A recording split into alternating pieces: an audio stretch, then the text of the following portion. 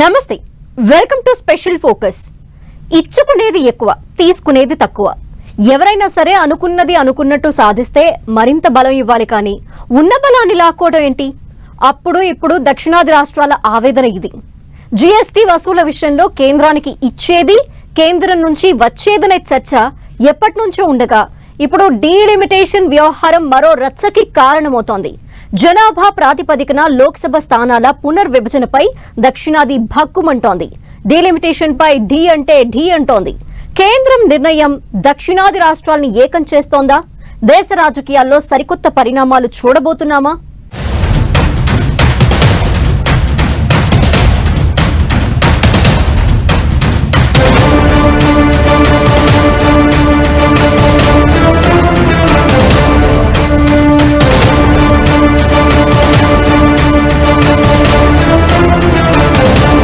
జనాభా ప్రాతిపదికన డీలిమిటేషన్ వద్దే వద్దు.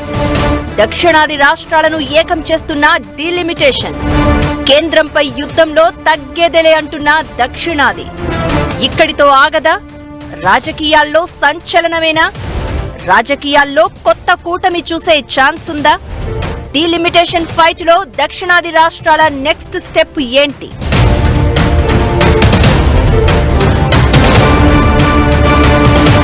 2026 నాటికి జనాభా ప్రాతిపదికన లోక్సభ నియోజకవర్గాల పునర్విభజన చేపట్టాలనే కేంద్ర ప్రభుత్వ నిర్ణయం దక్షిణాది రాష్ట్రాలను తీవ్ర ఆందోళనలోకి నెడుతోంది.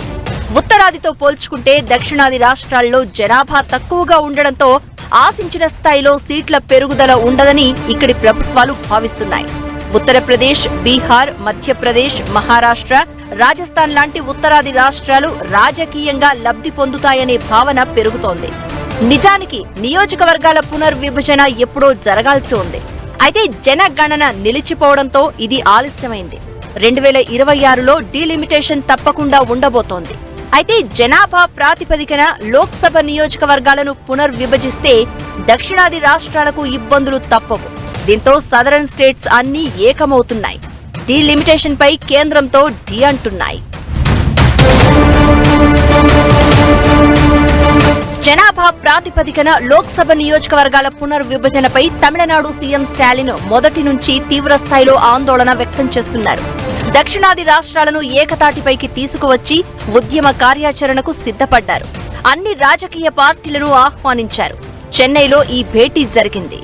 పారదర్శకంగా నియోజకవర్గాల పునర్విభజన జరగాలన్నది ప్రధాన డిమాండ్.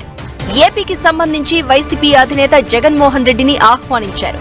స్టాలిన్ నిర్వహించిన భేటీకి తెలంగాణ సీఎం రేవంత్ తో పాటు బీఆర్ఎస్ నేత కేటీఆర్ కూడా హాజరయ్యారు. వారితో పాటు కేరళ సీఎం పినరయ్ విజయన్, పంజాబ్ సీఎం భగవంత్ మాన్, కర్ణాటక నుంచి డిప్యూటీ సీఎం డీకే శివకుమార్, ఒడిశా నుంచి బీజేడీ ప్రతినిధులు హాజరయ్యారు. జనాభా ప్రాతిపదికన లోక్సభ స్థానాల పునర్విభజన చేయాలన్న కేంద్రం నిర్ణయం అడ్డుకోవడమే ఈ మీటింగ్ టార్గెట్. తెలంగాణ, కేరళ సీఎంలతో పాటు కర్ణాటక డిప్యూటీ సీఎం ఈ సమావేశానికి హాజరయ్యారు. ఇకటు ఏపీ నుంచి వైసీపీ కూడా యుద్ధానికి సిద్ధమే అన్నట్లుగా పరోక్షంగా ప్రకటన చేస్తోంది. వైసీపీ అధినేత జగన్ డీలిమిటేషన్ వ్యవహారంపై ప్రధాని మోదీకి లేఖ రాశారు. ప్రస్తుత జనాభా లెక్కల ప్రకారం డీలిమిటేషన్ చేస్తే దక్షిణాది రాష్ట్రాల భాగస్వామ్యం తగ్గుతుందని, జనాభా లెక్కల ప్రకారం డీలిమిటేషన్ లేకుండా చూడాలని కోరుతున్నామని అందులో తెలిపారు. డీలిమిటేషన్ రాష్ట్రాల మధ్య రాజకీయ అసమానత్వం తీసుకువస్తుంది. పారదర్శకంగా లేని ఈ విధానంపై బీజేపీని కట్టడి చేయాలని తెలంగాణ సీఎం రేవంత్ ఫైర్ అయ్యారు. లోక్సభ సీట్లు పెంచొద్దని, రాష్ట్రాల్లో అంతర్గత డీలిమిటేషన్ చేపట్టాలి అన్నారు. జనాభా ఆధారంగా చేపట్టే డీలిమిటేషన్ ను దక్షిణాది రాష్ట్రాలు ఎప్పటికీ అంగీకరించవు అంటూ క్లియర్ కట్ గా చెప్పేశారు. ఉత్తరాదితో కంపేర్ చేస్తే దక్షిణాది రాష్ట్రాల్లో జనాభా పరిమితంగా ఉంటోంది. పన్నుల రూపంలో ఎక్కువ తీసుకుని తక్కువ ఇస్తున్నారని ఇప్పటికే దక్షిణాది రాష్ట్రాలు కేంద్రంపై విమర్శలు చేస్తున్నాయి. అయితే ఇప్పుడు జనాభా లెక్కన లోక్సభ నియోజకవర్గాలను పునర్విభజిస్తే పార్లమెంటులో దక్షిణాది ప్రాతినిధ్యం తగ్గిపోయే అవకాశం ఉంటుంది. జనాభా కట్టడి చేయడమే తప్పు అన్నట్లుగా మారింది దక్షిణాది రాష్ట్రాల పరిస్థితి. దీనికోసమే ఇప్పుడు స్టాలిన్ యుద్ధం మొదలుపెట్టింది. ఎక్కువ మంది పిల్లల్ని కనాలని చెప్పేది. ఇదంతా ఎలా ఉన్నా ఓవరాల్ గా డీలిమిటేషన్ వ్యవహారం దక్షిణాది రాష్ట్రాలను ఏకం చేస్తోంది.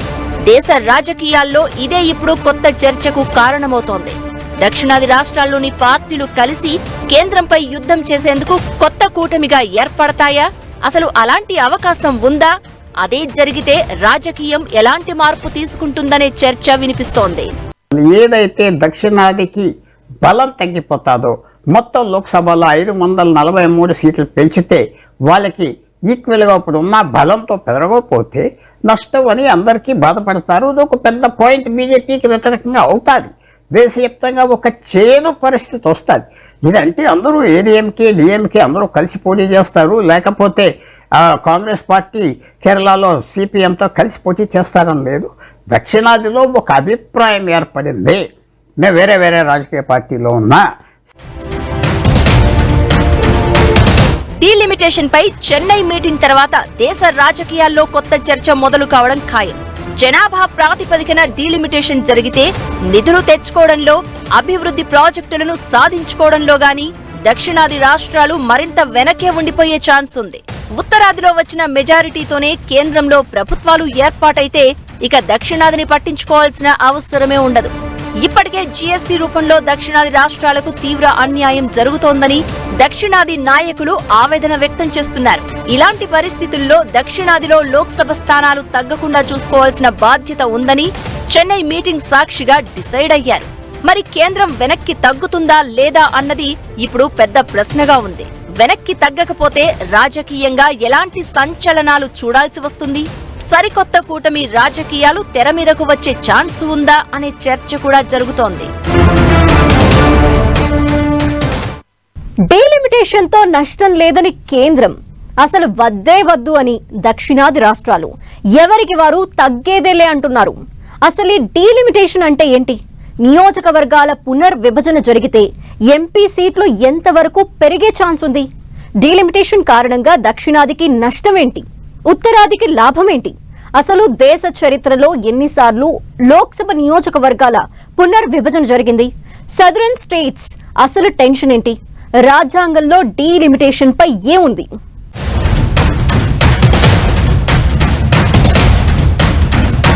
అసలు డీలిమిటేషన్ అంటే ఏంటి? జనాభా ప్రాతిపదికన చేస్తే జరగబోయేది ఏంటి? దక్షిణాదికి నష్టమేంటి? ఉత్తరాదికి లాభమేంటి? డీలిమిటేషన్ పై రాజ్యాంగం ఏం చెప్తోంది? జనాభాకు అనుగుణంగా చట్టసభల్లో ప్రజాప్రతినిధుల సంఖ్యను పెంచే ప్రక్రియే డీలిమిటేషన్. భారత రాజ్యాంగంలోని ఆర్టికల్ 82, 170 ప్రకారం జనాభా లెక్కల ఆధారంగా పార్లమెంటరీ, అసెంబ్లీ సీట్లను సవరిస్తారు. పార్లమెంటు ఏర్పాటు చేసిన డీలిమిటేషన్ కమిషన్ ఈ ప్రక్రియను పర్యవేక్షిస్తుంది.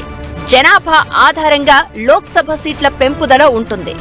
రాజ్యాంగంలోని ఆర్టికల్ 82, 170 ఆర్టికల్ ద్వారా డీలిమిటేషన్ కు సంబంధించి గైడ్ లైన్స్ రూపొందించారు. ప్రతి జాతీయ జనాభా లెక్కల తర్వాత లోక్సభ నియోజకవర్గాల సరిహద్దులు, ఎంపీ సీట్ల సంఖ్య పెంపుపై పార్లమెంటు ఒక డీలిమిటేషన్ చట్టాన్ని ఆమోదించాలని ఆర్టికల్ 82లో ఉంది.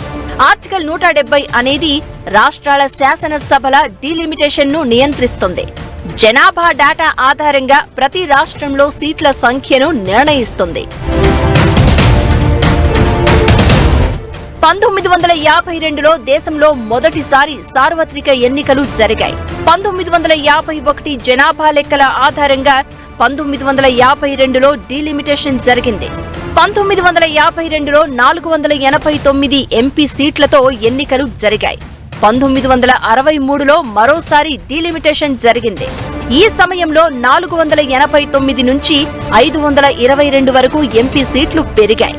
ఆ తర్వాత 1973లో 545కు లోక్సభ స్థానాలు పెరిగాయి. 1976లో 42వ చట్ట సవరణ ద్వారా డీలిమిటేషన్ ప్రక్రియను నిలిపివేశారు. జనాభా నియంత్రణను ప్రోత్సహించడం ఈ సవరణ ఉద్దేశం. 2001లో 84వ సవరణ ద్వారా 2026 వరకు దీన్ని వాయిదా వేశారు. 2001లో కూడా డీలిమిటేషన్ నిర్వహించారు. అయితే ఆ సమయంలో నియోజకవర్గాల సరిహద్దులను మాత్రమే పునర్విభజించారు. లోక్సభ స్థానాలు, రాష్ట్ర అసెంబ్లీలోని మొత్తం సీట్ల సంఖ్య మారలేదు. దక్షిణాది రాష్ట్రాల నుంచి వ్యతిరేకత కారణంగానే నియోజకవర్గాల పెంపు తగ్గించలేదు. అయితే ఇప్పుడు వచ్చే ఏడాది మళ్లీ డీలిమిటేషన్ జరగనుండగా సదరన్ స్టేట్స్ తీవ్రంగా వ్యతిరేకిస్తున్నాయి. సీట్లు మొత్తం పార్లమెంట్లో పెంచితే ఏ రేషియో పెట్టినా ఏ లెక్క పెట్టినా దక్షిణాదికి తగ్గుతుంది. పార్లమెంట్లో బలం తగ్గిపోతే దేశంలో రాజకీయ అథారిటీలో తగ్గిపోతుంది. ఏ రాష్ట్రం ఒప్పుకుంటుంది? మన రాష్ట్రాలు భాష మీద ఫార్మ్ చేశారు స్వతంత్రం వచ్చాక. ఆ ఐడెంటిటీ ఉన్నది. న్యాచురల్గా ప్రతి రాష్ట్రం మా బలం సెంటర్లో ఉండాలి, మాకు ఎక్కువ ఎంపీలు ఉండాలని ఆశిస్తున్నారు. అలాంటి సమయంలో 1976, 2002లో అప్పుడున్న ప్రభుత్వాలు, ఇందిరాగాంధీ, వాజ్పేయి ప్రభుత్వాలు రాజ్యాంగంని అమెండ్ చేసి ఈ డీలిమిటేషన్ జరుగుతుంది, కానీ ప్రతి రాష్ట్రానికి ఎన్ని సీట్లు ఉన్నాయి అని ఉంటాయంటే అంతా చల్లారిపోయింది. కరోనా కారణంగా 2021లో జనాభా లెక్కలు నిర్వహించలేదు. 2026 నాటికి భారతదేశ జనాభా 142 కోట్లకు చేరుకుంటుందని అంచనా.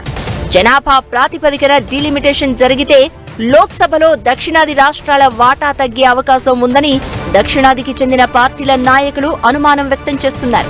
లోక్సభలో మొత్తం ఎంపీ సీట్లు 543 ఉండగా ఇందులో దక్షిణాది రాష్ట్రాల వాటా 129 సీట్లు. అంటే జాతీయ స్థాయిలో 24% అన్నమాట. డీలిమిటేషన్ తర్వాత లోక్సభ సీట్ల సంఖ్య 753కు పెరిగే అవకాశం ఉందని అంచనా.